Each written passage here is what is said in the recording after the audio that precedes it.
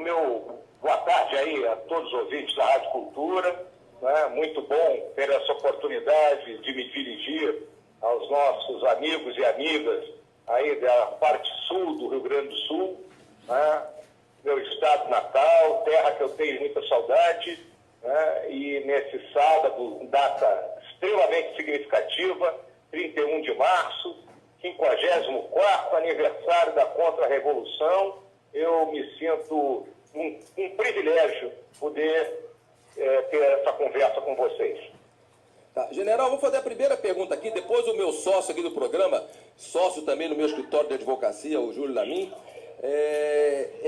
uma notícia que a imprensa nacional noticiou, de que o senhor teria declarado que a intervenção federal no Rio de Janeiro, né, cidade aí que o senhor agora está morando, né, seria uma meia-sola.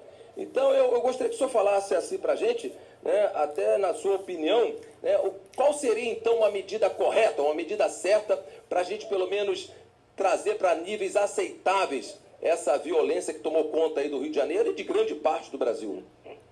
Bom, não resta dúvida que o Rio de Janeiro, eu chamo do retrato 3x4 do Brasil. É o estado onde o crime organizado tomou conta. E ele tomou conta nos dois níveis. O nível do colarinho branco, o nível político, né? E o nível da bandidagem que rouba celular, que faz tráfico de droga, que mata a troco de qualquer coisa, né? A desorganização do Estado. Consequência disso, mais do que nunca, se vai se fazer a intervenção, ela teria que ser em todos os níveis, não só na segurança pública, mas também na parte política, na parte econômica e, consequentemente, no campo psicossocial do próprio Estado, que é o que o Estado e a população do Rio de Janeiro estão ansiando, né? Por um saneamento do Estado, para que a vida retome ao nível normal, retorne aos trilhos. Então, a intervenção só na segurança pública deixa o Exército com uma responsabilidade grande e sem ter os meios para poder solucionar o problema. Sim, o general, aqui agora quem fala é o Augusto, o Júlio, filho do Augusto. Eu vou te fazer só um pensamento aqui e já vou concluir com a pergunta para o senhor. A gente está acompanhando, nos últimos, teve até uma notícia da Isto compartilhando a sua fala que o senhor fez no seu Facebook pessoal. A gente viu que diz que reverberou nos clubes militares, junto com a tropa e etc. O meu pensamento é o seguinte: eu tenho uma formação militar, sou egresso do Colégio Militar do Rio de Janeiro, mas fui para o mundo civil, sou advogado hoje em dia. Mesmo assim, eu tenho muitos amigos que hoje já são tenentes para sair para capitães. Eu estou vendo que a classe artística, na última semana, lançou aquele estrondoso seriado na Netflix, que foi um mecanismo que causou comoção aí nas redes sociais, etc. Só se falou disso. Ontem para hoje surgiu manifestos de juízes, procuradores e promotores que já estão contando quase 800 assinaturas a favor da prisão da segunda instância.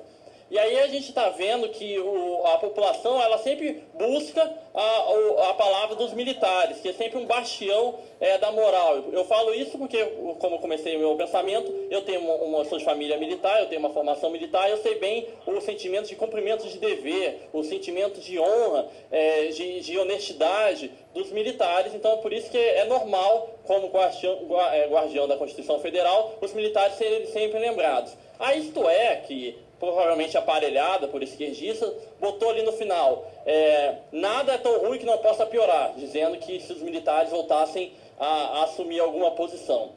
E aí eu volto à palavra do Mourão, que o fez famoso no Brasil inteiro, e que muitas pessoas estavam esperando a palavra de um alto comando do Exército sobre a situação caótica que vive o país. Ele disse que estaria pronto para assumir. Diante de todo esse cenário, somado à manifestação popular que foi feita frente à visita do Lula aqui, que começou com o prefeito Lara, lá em Bagé, que expulsou ele a Alvadas, ele sequer conseguiu entrar em Passo Fundo, então o apoio popular a gente viu totalmente abrangente.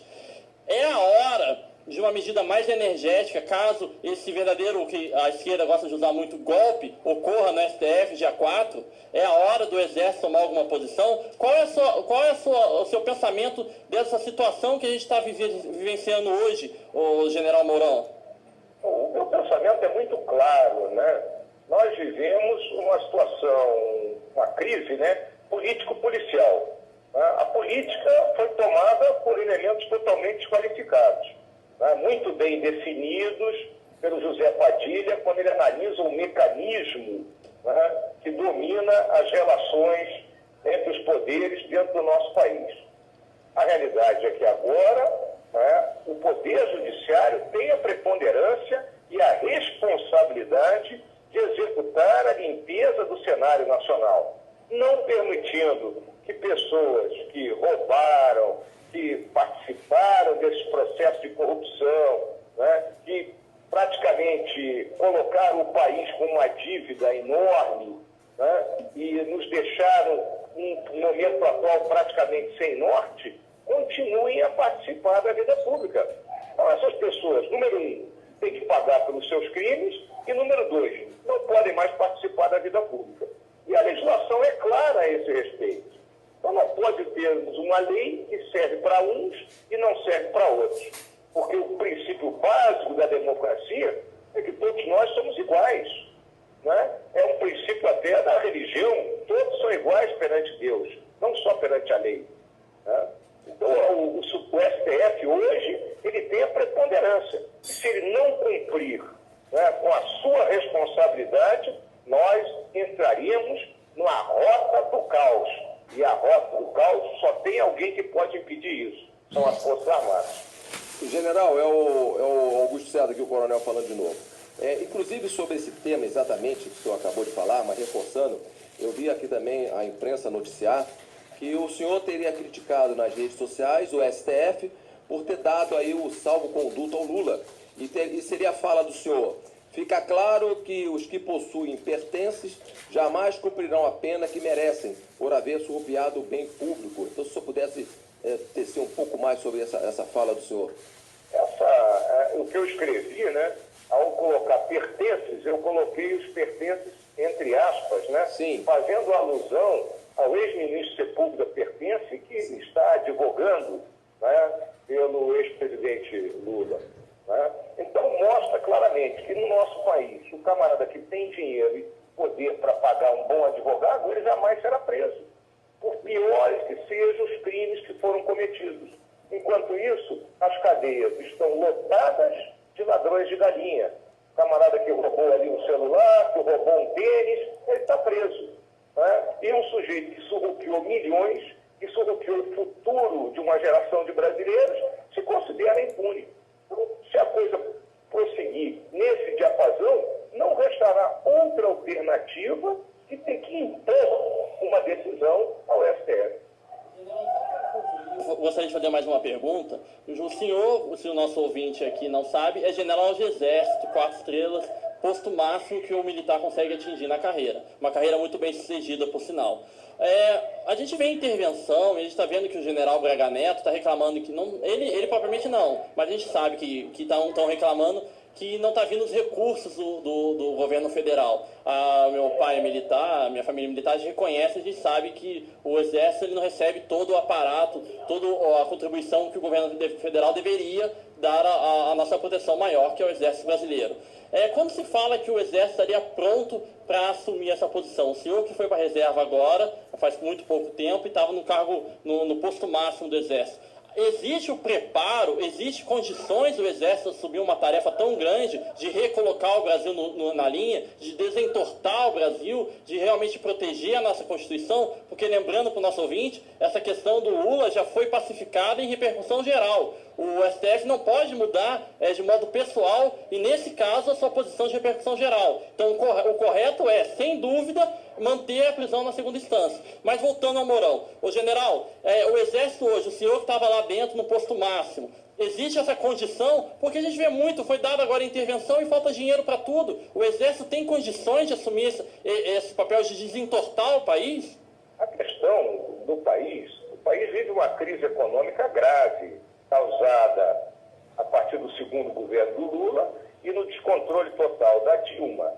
A crise econômica do governo é porque o governo, ao longo dos últimos anos, passou a gastar mais do que arrecada.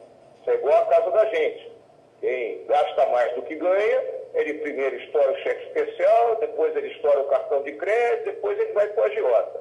O Brasil está no agiota, porque o nosso orçamento hoje ele tem um déficit de 139 bilhões de reais. Tá? Isso é quase 10% do que existe para as despesas discricionárias do orçamento.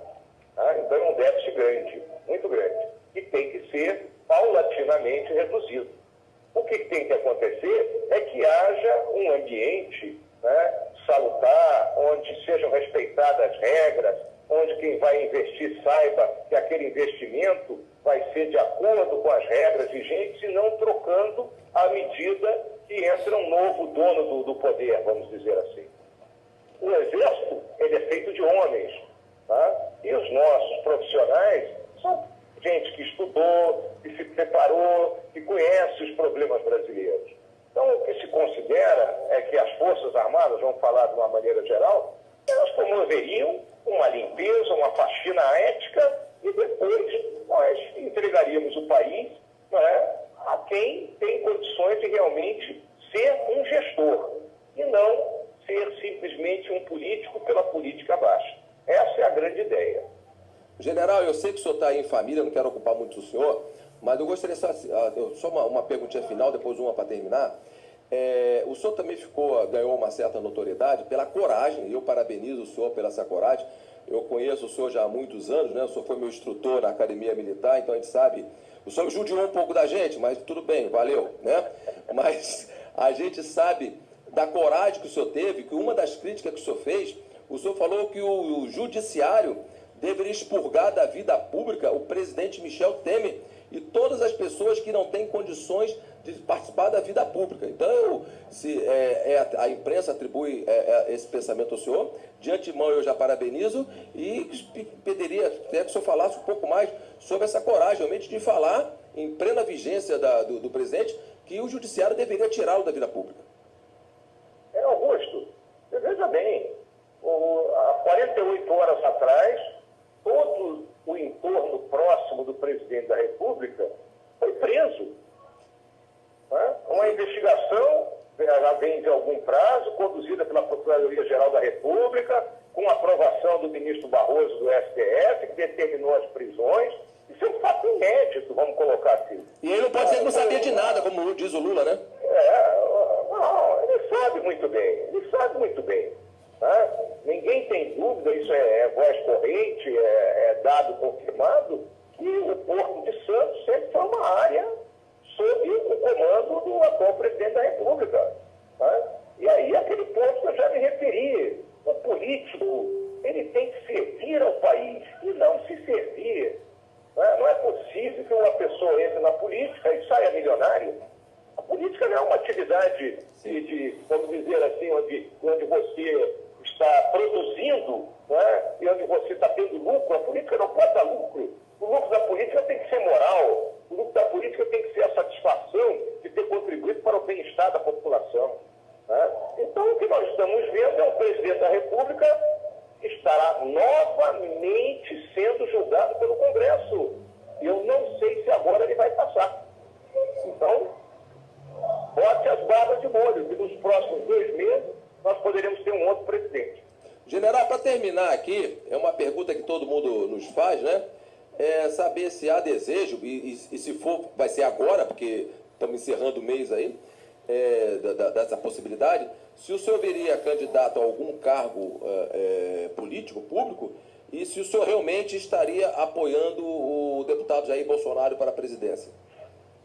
Eu já deixei bem claro isso em diversas ocasiões, e eu estou como candidato à presidência do Clube Militar aqui no Rio de Janeiro, de onde eu pretendo, com mais um grupo de oficiais, apoiar as candidaturas oriundas do meio militar, assim como outras candidaturas de caráter nacional, que tenham visão de país, ou seja, contribuindo para a melhoria do processo político de uma forma geral. E considero que hoje o deputado Jair Bolsonaro, que é uma candidatura usando uma linguagem militar estabelecida no terreno, é o nosso representante nesse momento. Então, usando até uma frase que é atribuída aí à época da Revolução Russa, que falava de todo o poder aos soviéticos, vamos colocar todo o poder ao Bolsonaro. Tá certo, General. Eu concordo com o senhor e até falo o seguinte, General. Eu estou na reserva já há algum tempo e desde que eu fui para a reserva eu me filiei a um partido político e tenho vivenciado a política porque eu acho que não há espaços vazios e a política tem que ser ocupada. E eu fico feliz com essa nova mentalidade, não é nova, mas que o senhor está e que vai levar para o Clube Militar, com certeza o senhor vai assumir aí o Clube Militar, de que não fazer a politicagem, mas a boa política e mostrar também o espaço em que as ideias e os militares têm que ocupar. E para terminar, general, eu gostaria de dar a palavra final para o senhor aí, né, dar a sua mensagem aí para os gaúchos aqui da nossa região sul, que com certeza estão ouvindo aí, ou irão ouvir essa nossa entrevista depois, através aí do Facebook e de outras mídias sociais. Olha, eu agradeço aí a oportunidade que foi dada, Augusto, né, de poder me dirigir a esse público aí da nossa metade sul do Rio Grande do Sul, né? Cumprimento ao povo gaúcho pela demonstração de brasilidade que foi dada na semana aí a respeito daquela questão da caravana do Lula, iniciando lá na cidade que eu considero a minha segunda terra, Bagé, terra da minha mãe, da minha falecida esposa, do meu filho, e onde eu tenho grandes amigos, parentes e um carinho enorme.